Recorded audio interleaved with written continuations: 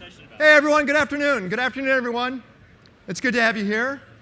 I think this is going to be a pretty unique panel because we have a collection of talented cerebral minds. My name is Ken Rutkowski. I do a radio show on KFWB all around finding rock stars in business and entrepreneurship. We do it every day 2 to 4, and it's amazing on the people that we find. And one of the hottest topics right now is all around crowdfunding. You know, the Kickstarters, the Indiegogos, and how people are just gravitating toward the idea of funding ideas. And it's sparking so many new companies. So this panel, I actually crowdsourced. I asked about 1,600 people for different types of discussions we should have. And this is one that came out of the crowd. They said the idea is, how do you invent the impossible? How do you take something that probably never existed and becomes reality?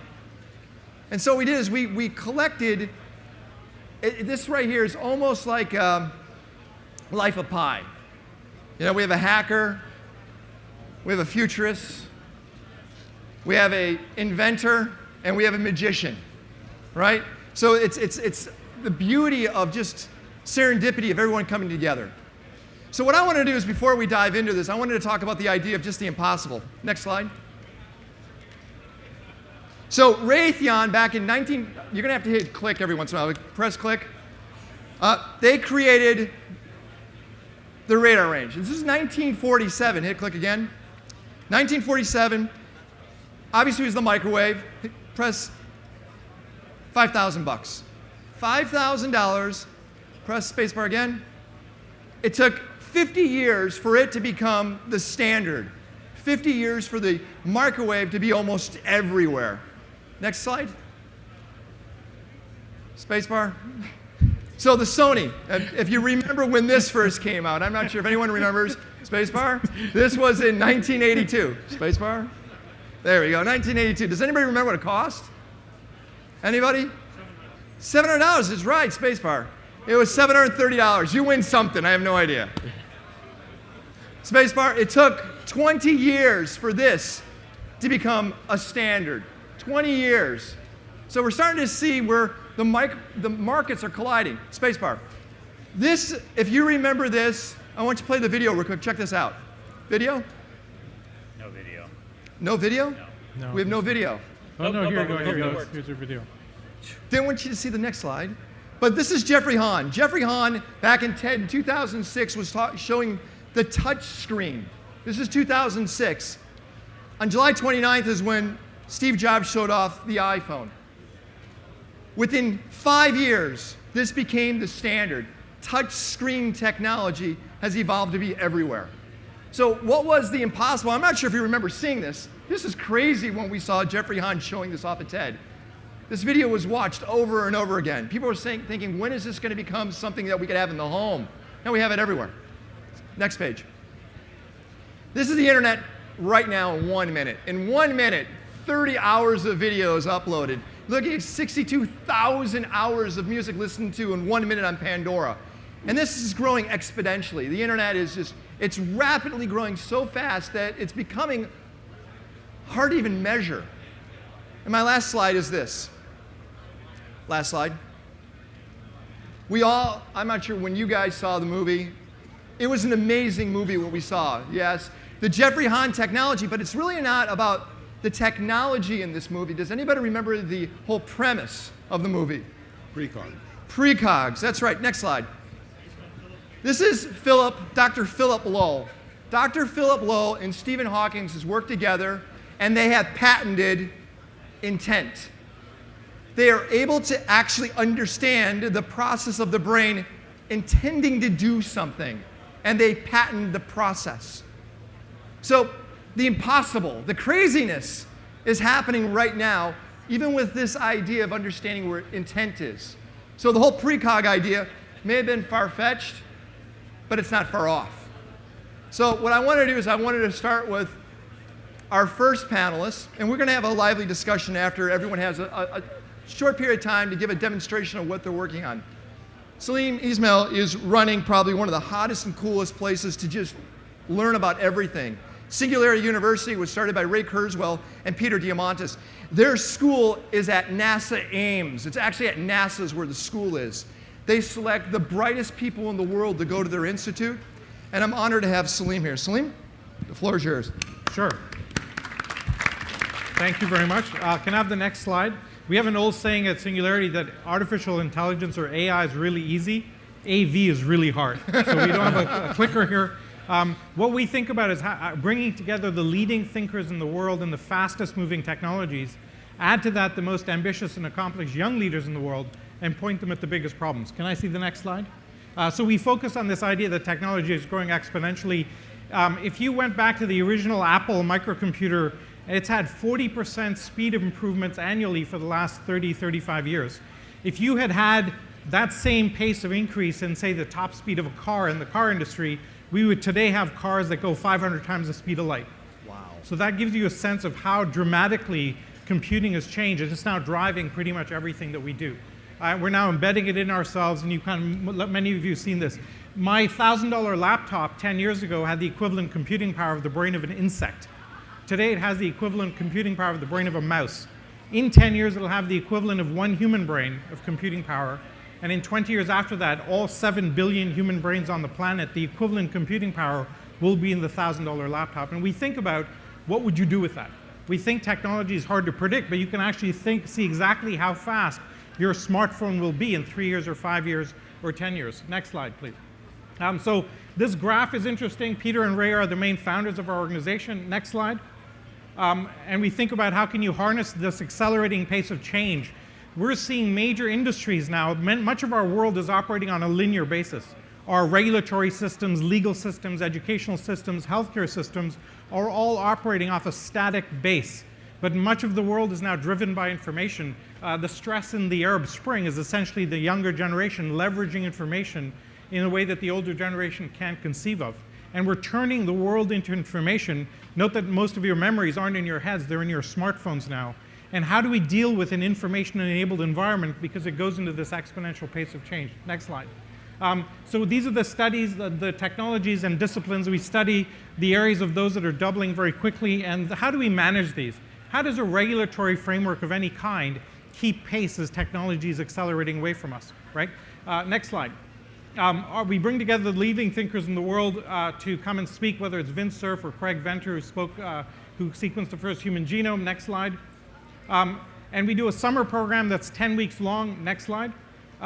Where we challenge our students, leverage the acceleration inherent in these technologies, and come up with a product or service that will impact 1 billion people within 10 years. Right? You have 3 weeks, off you go. Next slide. Here's one example. This team looked at the rise of robotics, drones, battery technologies, and found that you could use drones to deliver medicine and food to 1 billion people that don't have access to all-season roads. These drones are doubling in their price performance every 9 months. So today a 2-kilo package can be carried up to about 10 kilometers. By the end of this year it'll be 4 kilos. By the middle of next year, 8 kilos, and now things get interesting. So we're teaching our students to spot these doubling patterns, harness that capability, and layer solutions on top of that. Next slide, please. This is another one of ours. This is growing meat in a lab, leather and meat, rather than having to hack it off the side of a cow. We have about 70 billion farm animals in the world, and if the middle class goes the way we think it will over the next 2-3 generations, we're going to need 50 billion more farm animals to deal with just that demand in meat. It's a terribly inhumane thing that we're doing to the planet. Maybe the biggest crime perpetrated on the planet is what we've done to the farm animals over the last few decades. And what if we can grow this in a lab rather than having to do it in another way? Now, it tastes terrible at the moment, but the taste is doubling every year, and so we look at those. Next slide, please. So we also do a 1-week executive program focused more on the existing leaders, CEOs, investors, government leaders. Next slide. And we think about when will these breakthroughs happen, and what do you do if you're a large company? If you're running a big company and you're not aware of what technologies may come along orthogonally and impact you, you're not doing your job, right? You end up as Kodak or Nokia or BlackBerry, et cetera. Next slide. So we do this circular view of what's happening. We try and build this crucible, and let me spend a minute or two describing a couple of the other ideas that have come out of this. One of our students in Israel is looking at creating an outsourcing platform to solve the Middle East conflict zone, so between Palestinians and Israelis. And his idea is to create an outsourcing platform like Odesk or Elance. People can put projects to get work done. If you want to bid on the project, your team has to be half Israeli, half Palestinian, right? Half Indian, half Pakistani, half Republican, half Democrat. That may be a bit of a stretch. And so by doing this and letting people go build on it, essentially we'll create interdependency and economic prosperity, which is the only thing that's been ever shown to work in a conflict zone. Pretty much everything else is throwing money at the problem. So he's off doing that. Another one of our students is looking at creating nanosatellites that create a mesh system. He wants to launch about 100 of these nanosatellites around the world. And by communicating together and cross-referencing images and video that they take, he will be able to provide real-time video to a 1 meter resolution anywhere on the planet.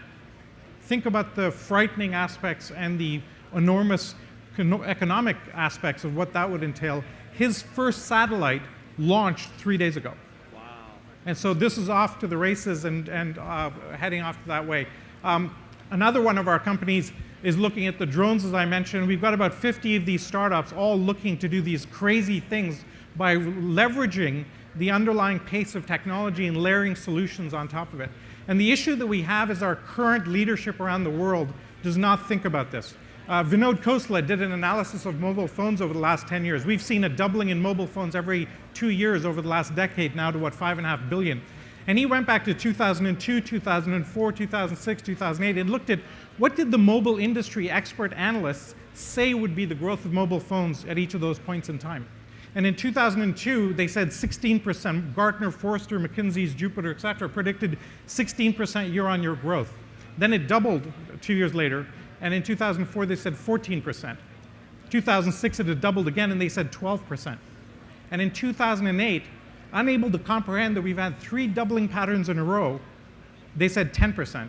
And then it went up another 100%, right? Now, how much more wrong can you be from 10% to 100%? Right. And you're the mobile industry expert analyst. And governments and large corporations around the world are using these metrics to gauge where the world is going, and yet we have this discontinuous leapfrogging happening all around the world.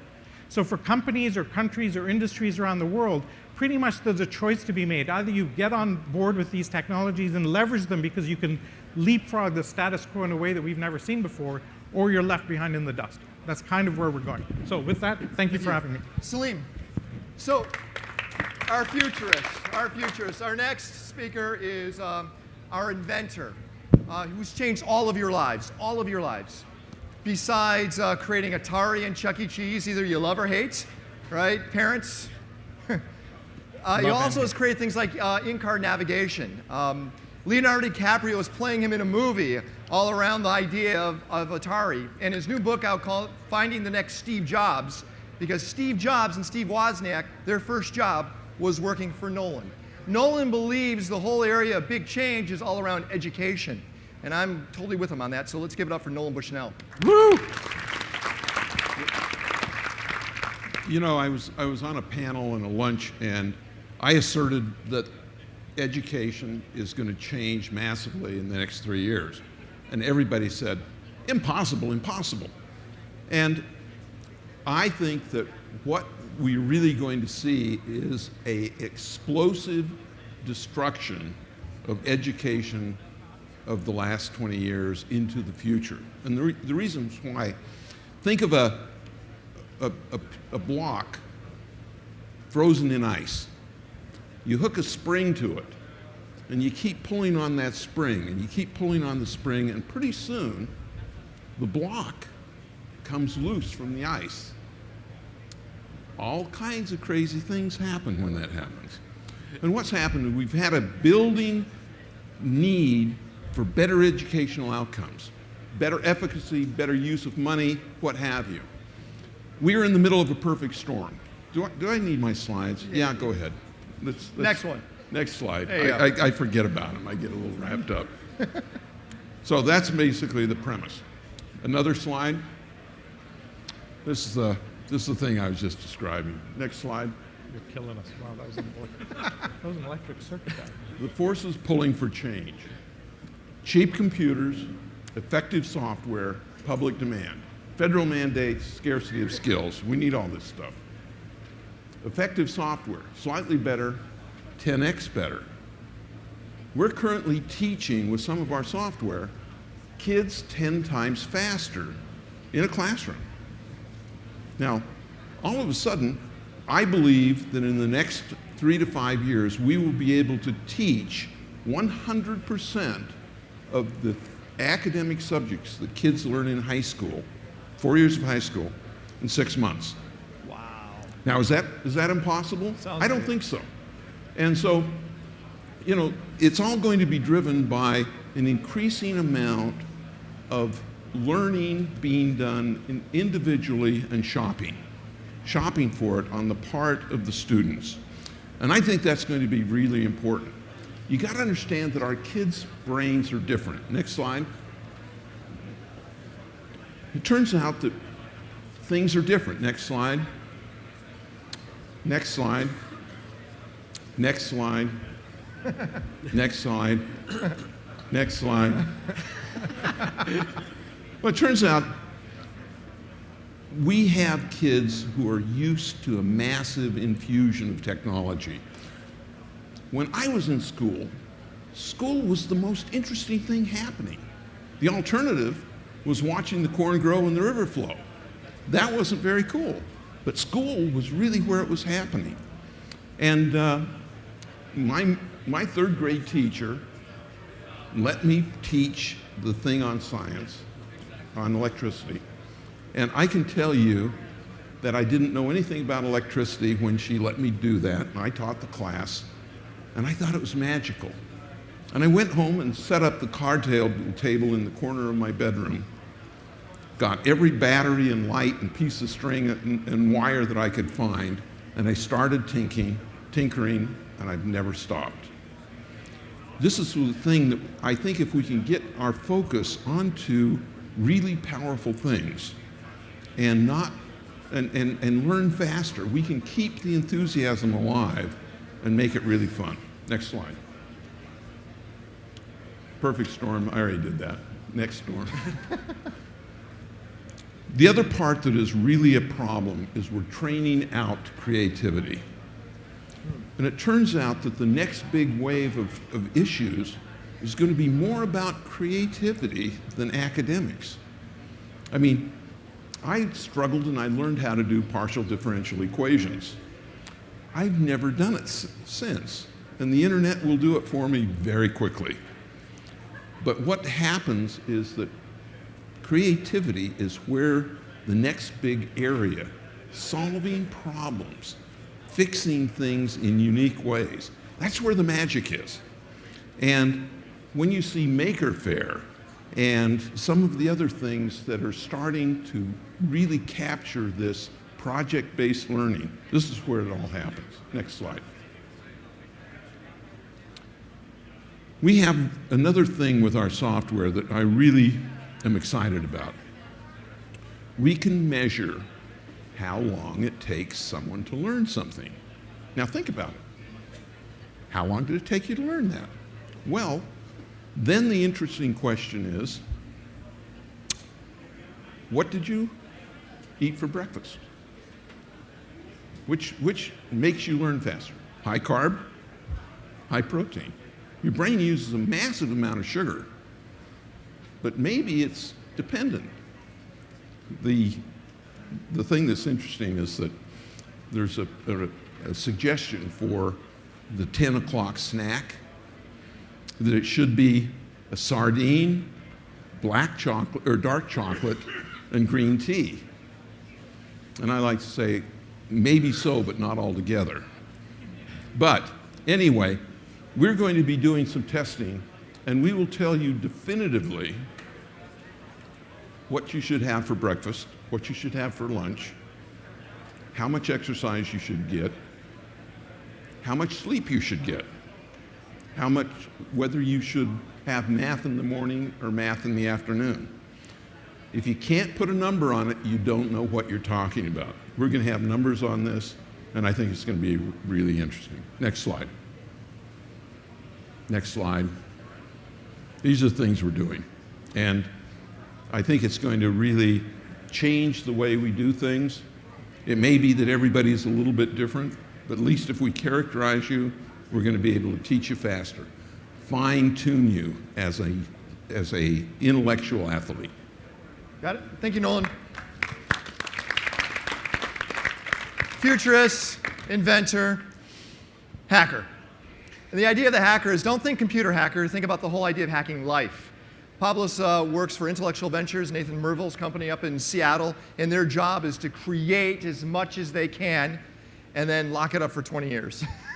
Pablos' his job is literally to look outside the box and find opportunity, and he does hack from computers to life. Matter of fact, one of his current projects is hacking healthcare, but really taking it and bending it what Pablos does. He's one of those unique people who goes by one name, and it is Pablos. Pablos.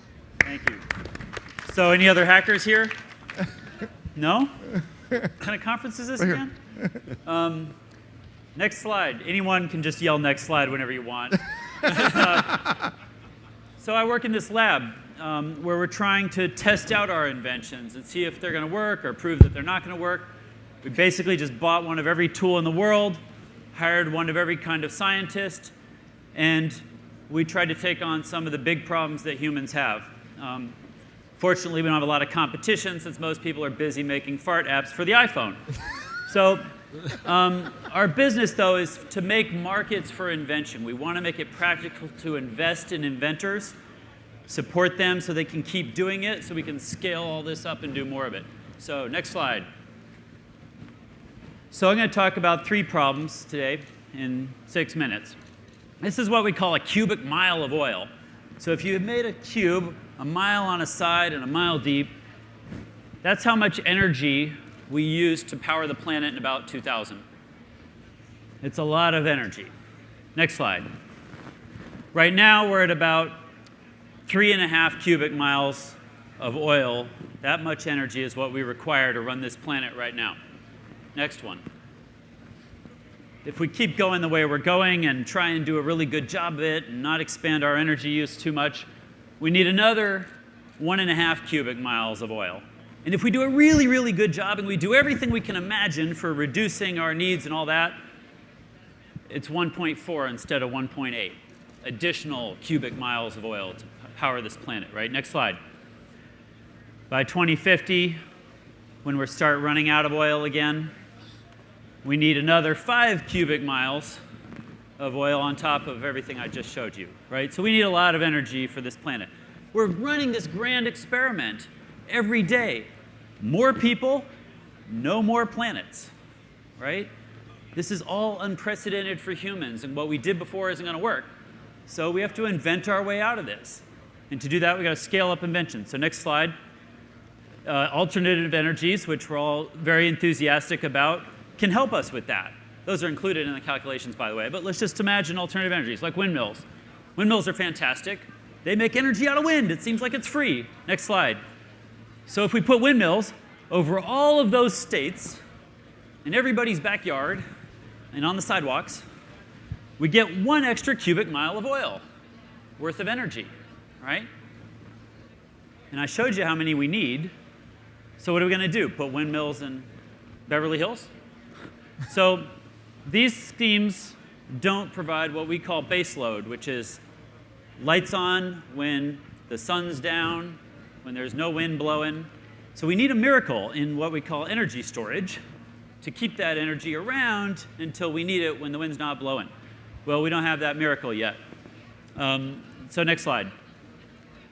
So we decided to work on nuclear because we saw a way to provide baseload energy that scales. Not only that, it's greenest possible energy, right? Nuclear doesn't do any carbon emissions. But the way we do it these days is you dig up uranium out of the ground, you put it through this complicated enrichment program with centrifuges and stuff to turn that stuff into a fissionable material that you can use to put in today's reactors. And when we do that entire process end to end, it's 0.7% efficient. That's how much energy we get out of nuclear. It's still a lot. The other 99.3%, we put in stockpiles. We store that shit on the ground, on the face of the earth, perpetually. We have no idea what to do with it. We just store it. So, next slide. we invented a new type of nuclear reactor powered by nuclear waste. We take that junk, we put it in our reactor, it gets enriched inside the reactor and burned inside the reactor. This is a way to make nuclear scale. It's safe, it scales, we get all the energy out of the fuel. There's no proliferation risk because you can shut down those fuel enrichment programs, right? Next slide. This is a stockpile I'm talking about in Kentucky. 700,000 metric tons of nuclear waste, radioactive uranium waste. In our reactors, we can use that to power the entire planet, including growth, for a few hundred years. Now, this is just one idea.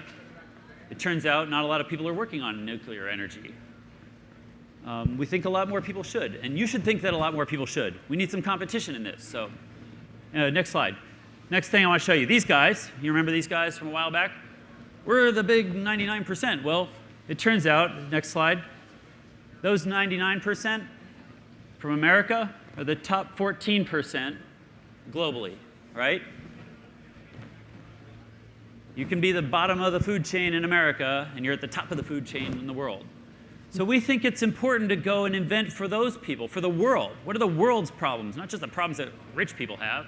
And most of my problems are pretty much taken care of. I can nitpick, but nobody wants to listen to me bitch about my problems. So let's go after some big problems. Next slide. Next slide. Here's an example. This woman is loading vaccines into a $2 styrofoam cooler to trek them across the Sahara to some remote part of Africa. Next slide. We inject kids, 20% minimum fail in the field, right? Because they didn't stay cold enough long enough. We're not preserving the cold chain. $2 styrofoam cooler with $25,000 worth of vaccines doesn't pan out. Next slide. So we looked at this from a fundamental perspective and figured out we could invent a device. This is a kind of a super thermos. You put vaccines in there. You stick it in the sunshine, in the Sahara, with no external power. Come back 6 months later, and your vaccines will still be cold. This thing gets you 6 months. Styrofoam cooler is good for about 4 hours. And that's a way to solve that problem. It's about 200,000 lives a year lost right now just to bad vaccinations, right? And the way vaccines work, we got to get a lot closer to like 99% before it really solves the problem. Next slide. This is what the thing looks like. We're fielding these things in Senegal right now. Next slide. Last problem I want to show you. These guys are these domes you see on boats. Those things are satellite dishes. There's a physically steerable dish in there that we use to talk to satellites. That's how you get internet to a boat. Next slide. This is a Predator drone. In the front, the reason it has that bullfrog shape is there's a physically steerable dish in there because that's how we can aim a satellite or aim a dish at a satellite to communicate. So kids in Nevada can control that drone with a joystick, right? So the problem with this is it's a great way to get internet. Those things are big and heavy and expensive, and they don't scale.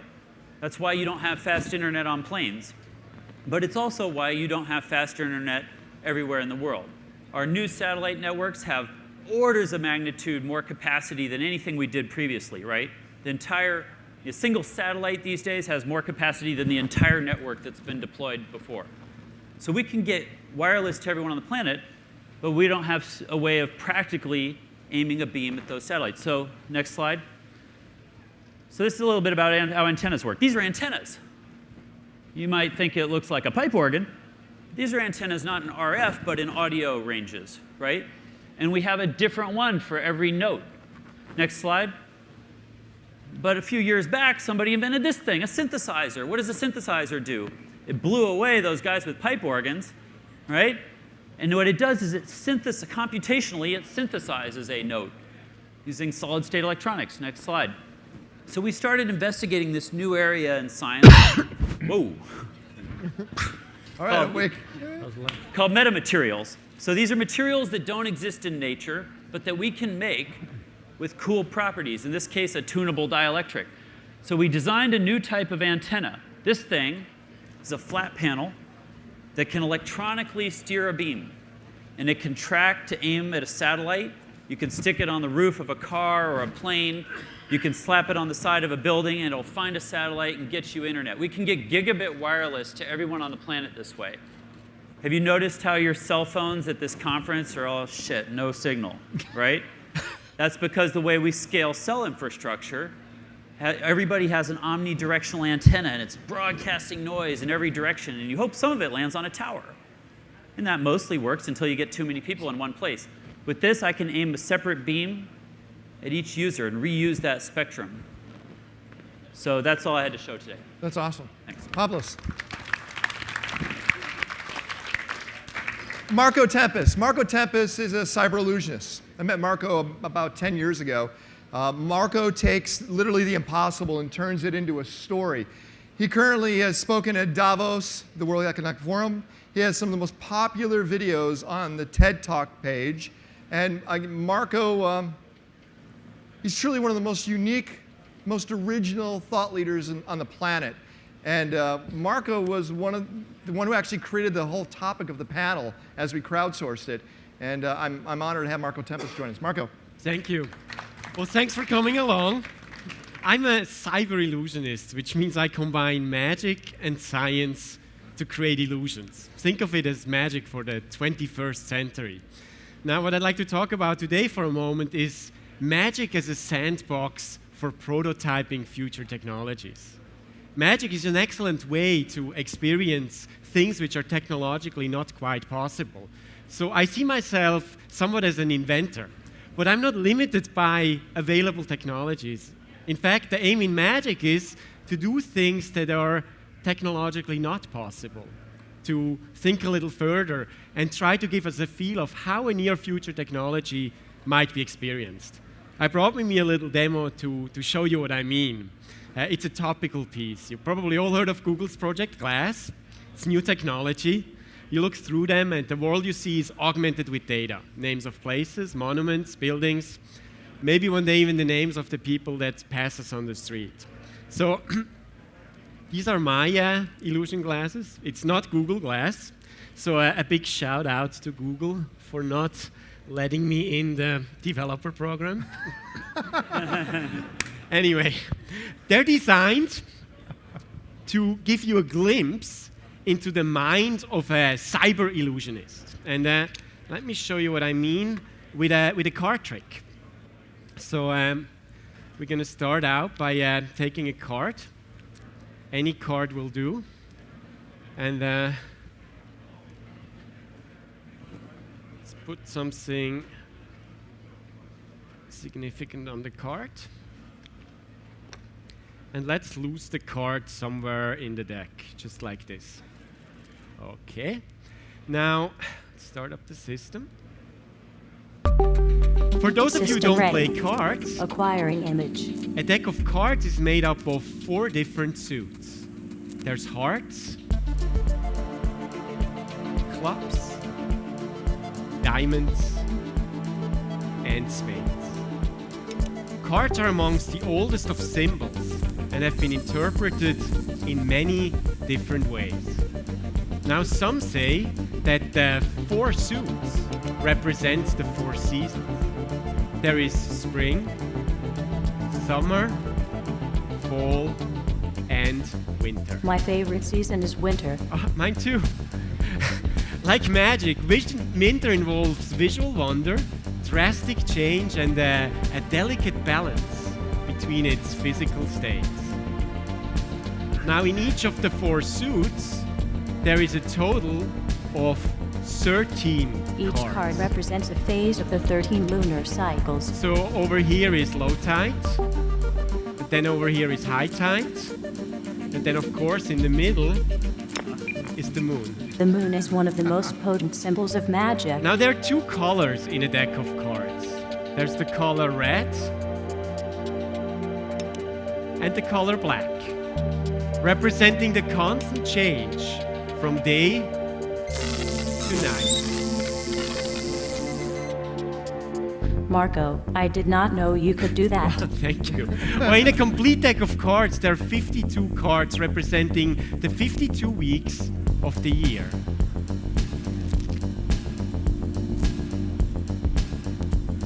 If you total all the spots on a deck of cards, the result is 365. 365, that's the number of days between each of our birthdays. Make a wish. As a matter of fact, it was on my 6th birthday that I received my first Don't deck tell of or it cards. won't come true. Oh, yeah. Well, and ever since that day, I traveled around the world entertaining boys and girls, men and women, husbands and wives, even kings and queens.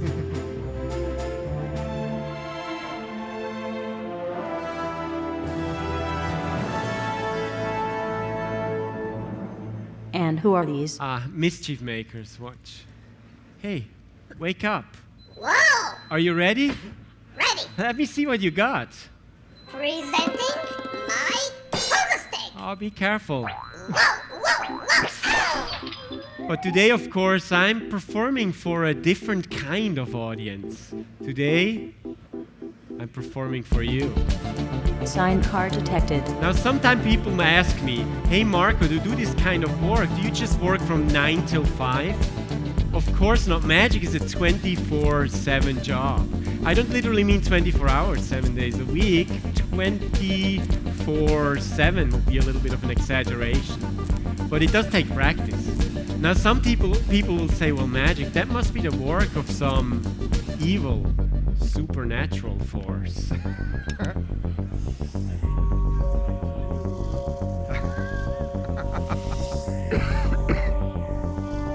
Well, to this, I just say, no. Okay, in German it's 9-9. Magic isn't really that intense. I have to warn you though, if you ever play with somebody who plays cards like this, don't play for money. Why not? That's a very good hand. The odds of getting it are 4,165 to 1. Yeah, okay, but my hand is better. I guess we beat the odds. I think you got your birthday wish. And that leaves me with the last and most important card of all. And unlike anything else you've just seen, virtual or not, this is without a question Signed card the detected. real thing. All right, bye-bye.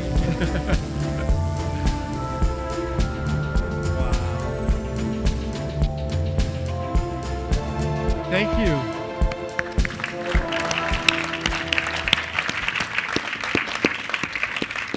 Again, it's a very dynamic panel, and the whole idea of imagining the impossible without limitations from Marco's side, with the brain power, of course, of what Salim and Pablos are doing, and then with, of course, the expertise and just bringing all these dynamic people together like Nolan's done.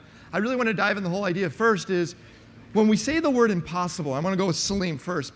Salim, talk about the process that you guys go through at Singularity to select the students to come into the university. It's a very unique process, and you use governments to get actively involved.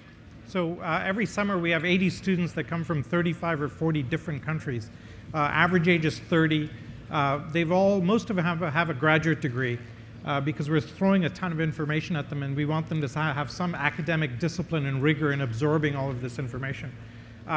We have about half the student having a deep technology expertise. There's some medical doctors, a few nanotech gurus, a few AI experts, etc. The other half of the students are investors, entrepreneurs, policy thinkers, artists, the softer side of things, right?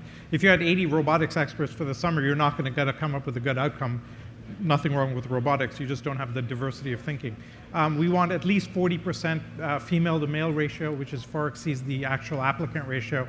And that diversity of thinking is the crucible that brings all of these expertises together. And it turns out when you bring people with different backgrounds together and give them an impossible challenge, go impact 1 billion people, they have to get rid of all of the frameworks that guided them up to that point. And they have to come up with entirely new frameworks in their thinking. And we're hoping to have them do that. And so if they fail and don't impact 1 billion people and impact 100 million people, that's okay, right? But they're going to go back to their home countries, stripped of their conventional thinking, and now they're really thinking at scale. And then we're trying to pick the people who will be running those countries in the next 10 or 20 years with or without us. So it's been pretty successful so far. We have now about 1,300 alumni in 85 different countries. And our view is if we're trying to impact global problems, we can't be sitting in one place hoping to do it. We have to have people all over the world that have this type of thinking. They're seeding that type of thinking and approach across to the rest of the world. So Nolan, this is a great idea. Why can't we take this concept and somehow bring it to the public as opposed to a very closed, expensive school, make it more open up to schools around the planet? I actually think we can, and in some ways should. Of course, when you have a group of hyper-selected people, you're going to get extraordinary results that may not be duplicable elsewhere. But I've also seen how that can surprise you. You'd be surprised how really weird people come up with some great stuff. I mean, Like yourself. well, I was thinking, I hired Steve Jobs, and he came up with a lot of great stuff. He was convinced that he could do better than I was, so it was okay. But you do think the public schools can have a transformational change? Because I'm assuming the idea of the impossible, because you said, a lot of people say it's impossible to change it. You said within the 3 to 5 years, you actually see a big change. What's going to make that change happen? The real thing that will force the happening is that when you have an extremely disruptive change in the private schools, in the online schools, and that the public schools they cannot resist it anymore. Got it. When you have 20% difference, everybody says, oh yeah, it's statistical error in that. When you maybe double it, they say, oh yeah, well, maybe in some cases. When you got 10 times over and over and over again, it's irresistible. It has to happen. It breaks the block loose. Let me go to Pablos. Pablos, in your laboratory, you literally do the impossible. There's one of the projects that you're working on where you're finding a way to bring the force of a hurricane down. Yeah. I mean, this is an amazing concept. Of course, we've seen all the devastation from the hurricanes that have hit our country. Sure. Give us an idea of just even that concept and how it would be something like a hurricane, which is monstrous in size. How do you think so big? Well, we cheat. That's One of the ways is that we internalize Moore's law, which he described earlier. We understand those exponential curves and we applied them. We cheat by having all those tools around so we can do things on demand. We cheat by inventing on a 5 or 10-year horizon, right? All of you guys have to ship a product. I don't, right? So you're good at inventing a faster, cheaper version of what you did last year. I'm inventing the next generation of technologies, and I just don't have a lot of confidence. Explain the hurricane. So hurricanes are fueled by heat irradiating off the surface of the ocean, right? So we thought, hey, what if you just cool off the surface of the ocean? Which everyone laughed at us because it's really big. But what we realized is there's a free source of energy everywhere you have this problem. Waves. Normally we don't care about wave energy because it's not where we need the energy and it's not in a form we need. And by the time you solve that, it's very expensive. So our invention is simple. It's a giant tube. You stick it in the ocean, waves push the hot water in the top, and what do you know? It pumps it down and mixes up with the cold water below. So you do that, and all you got to do is bring that temperature down 1 or 2 degrees on the surface, and it keeps your Cat 4s down to Cat 3s, or Cat 5s down to Cat 4s or Cat 3s. So this is a big project. It'd be expensive to do, but the device is made of recycled tires. So it costs a lot less than the damage from a hurricane. That makes sense. Marco, everyone's used the term Moore's Law. You don't like that term. You think it's overly abused, don't you? Well, we've heard it for for quite a while. But if I may something about like creativity maybe and innovating, I totally want to jump on what Salim was saying. Like my process is very collaborative. It's like a lot of camaraderie. I have to attract different talents with different skill sets, different backgrounds. Most importantly, people who don't think the same way I do. And what I identified as a process in my tiny little lab is that it really makes a lot of sense sometimes to build something before you think about it too much. Like tinkering is something amazing, works really well. It's fantastic for learning. Working together in groups is really great. And one other thing, which is very counterintuitive for a magician, is openness and inclusiveness. So magic typically is very very secretive. Magicians don't like to share their secrets with the wider world. The way I work is I actually reach out into the open source community and bring in talent and incredible builders from that community. And the IP which we come up with, we share that back into the community. So we try to extract useful pieces of something like you just seen, which might be useful for educators to have some sort of PowerPoint on steroids to engage their students or other artists, and bring out these little pieces of code which might be reusable and would start off people further on in the process. So, yeah. Salim, I want to go with the whole idea of crowdfunding because this has become the hot topic. You know, of course, we have the Jobs Act that's been finally approved. We're going to see people actually take equity in some of these different programs. How do you think crowdfunding is going to allow this whole idea of imagining the impossible make things happen even faster? Because it's not going to be under a corporate shell. It's the community is going to endorse something.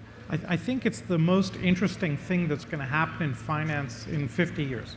And the reason I say that is it used to be that a VC sitting in an office decides whether your idea is fundable or not, and they're taking a crapshoot. They're funding 10 companies knowing that 9 are going to fail, right, and they're looking for the one, right? And that's their ratio at best, which is it's basically a numbers game. When you can have that many more companies being funded or that many more ideas being funded by the crowd, it becomes really fascinating. And I'll use the example of the Pebble watch. Eric Mijakowski tried to get a runner's watch built. He went to 20 investors trying to raise 100 grand around Silicon Valley. They all said no. He put it up on Kickstarter. He had 5 weeks of cash left. In 3 weeks, he'd raised $3 million, and by the end of his campaign, he'd raised $10 million. His original attempt was $100,000. With no equity taken out. With no equity. You're pre-buying the product. Now, two things happen when you see that. One is you realize all the investors are completely wrong, right? The second is, if you can do that, why do you need the investors? And if I wanted to build a company or invest in a company, I'd ask you, hey, come up with a great idea. And I would say to you, well, have you put it up on Kickstarter? And if you've gotten successful on Kickstarter, then you don't need me. So when we think about investments, we're always looking at team, market, and technology risks. Technology risk is down to almost nothing because for about $100,000 you can build a company. It's a tenth of what you needed 5 years ago and a hundredth of what you needed 10 years ago. Market risk has now been wiped out by Kickstarter and Indiegogo because if you can put something out there, you generate and validate market demand, and then it only comes down to team and execution risk. Now, what that means is the holy grail of the unique selling proposition of Silicon Valley has just been wiped out. That environment is now democratized to the entire world, and we're going to see incredible things happen all over the world within the next 3 to 5 years. And we're very, very excited about that. Nolan, are teachers broken? Is that what's preventing us from moving forward also? No, the system is. I mean, teaching is the hardest job in the world. You have to be a judge, a disciplinarian, an an entertainer. You need to be a judge. You need to, be a clerk with all kinds of stuff. Being a good mentor is only one of the small skills. And I believe one of the things we need to do is really make teachers' jobs so much easier. And I think we can do that through the software and some of the things we're doing. I think that the ability of a teacher to inspire and to encourage and to solve unique problems. What we really want is one-to-one education. You can look at every statistic in any person who has a personal mentor, one-on-one, outperforms every other thing.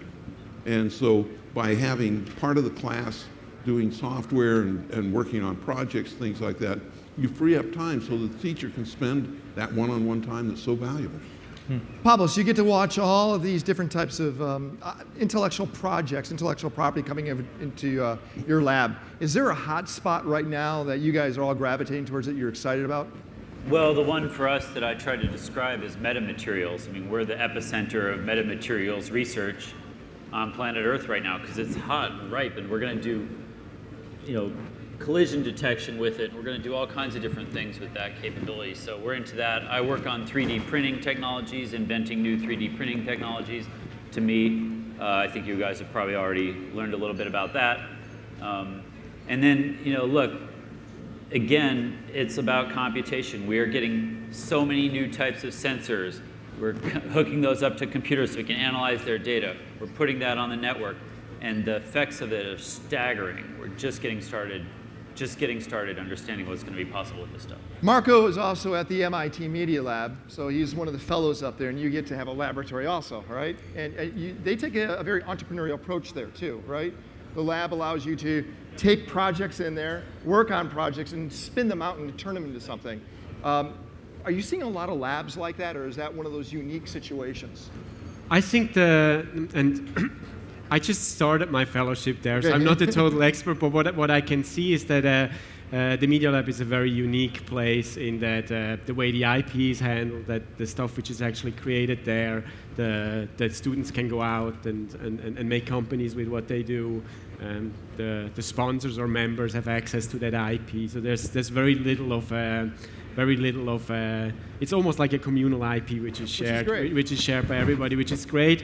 I think it's really important in whatever you do, if you want to attract talents to help you create impossible, amazing things, that they really have a stake in. And I think like sharing the IP or giving them a way to actually benefit from what they're doing is a very good way to attract talent. Pablos uses the word, we get to cheat. I know, I love that word. We get to cheat, right? And it's okay. Yeah. Theoretically, you do the same thing. You're able to cheat also. Yeah, so what I'm trying to do in my work is really kind of going a little bit further than what's currently possible with technology. So I take things like gestural recognition or projection or artificial intelligence or robotics and see what that might do in the future. It's like, do we really want to wear a device like that, or is that like super creepy? And how would that be to tell a story with it? How would it be if we could interact with drawings and could draw on every surface and have them become alive? So these are kind of experimentation scenarios, little stories to musings on a possible future. And of course I have to cheat because some of this technology is not really yet available. Right. However, what you've seen today was not pre-recorded. No, that was all live. Last question for Salim. Salim, we hear a lot of the people that have been very successful on this planet said there's something bigger out there, privatization, commercialization of space. From Bezos to Branson to Musk, they're saying that's the next big generation, or the next big exploration opportunity. How do you guys see space, and how will it affect us when it comes to imagining what's next?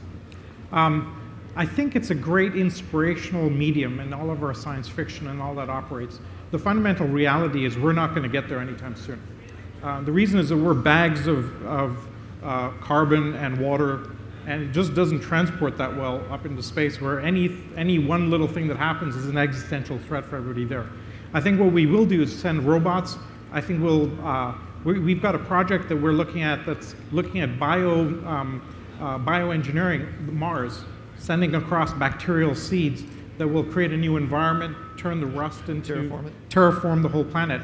And I think we'll start doing those types of things, but I think we're a long way away from getting off the planet in the way that we think that's envisioned in science fiction. The good news is that inspiration creates a pull factor in all of these other technologies and allows us to go and build these things, right? And I think Nolan touched on it in a way. What's happening with education is we're moving from a push environment to a pull environment, where people can, in the same way with facts, we don't teach them anymore. You can pull them down as you need to from Google or Wikipedia. We're turning learning into the same object, which allows the teacher to become the mentor and so on. I think we're going to see that across the board. We'll use science fiction, we'll use space technologies, we'll leverage lower Earth orbit very effectively in the next generation or two. Then we'll be ready to go to the next level. But we're a little bit away from just immediately going off to Mars in 3 years or 5 years or whatever. Pablos, Nolan, Salim, and Marco Tempest, thanks a lot for joining us. Thank you for joining us. Enjoy the rest of the conference. Thank you, everyone. Thanks.